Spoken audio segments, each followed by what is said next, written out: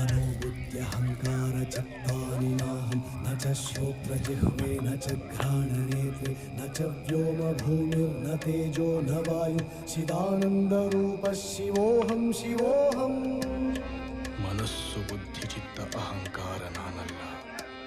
ಕಣ್ಣು ಕಿವಿ ಮೂಗು ಮೊದಲಾದ ಪಂಚೇಂದ್ರಿಯಗಳಲ್ಲಿ ನಾನಿಲ್ಲ. ಭೂಮಿ ಜಲ ಗಾಳಿ ಆಕಾಶವು ನನಗೆ ಸೇರಿಲ್ಲ.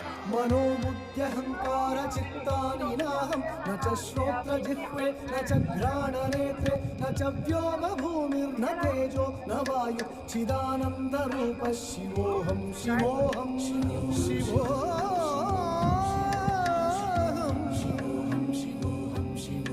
शिवोऽहं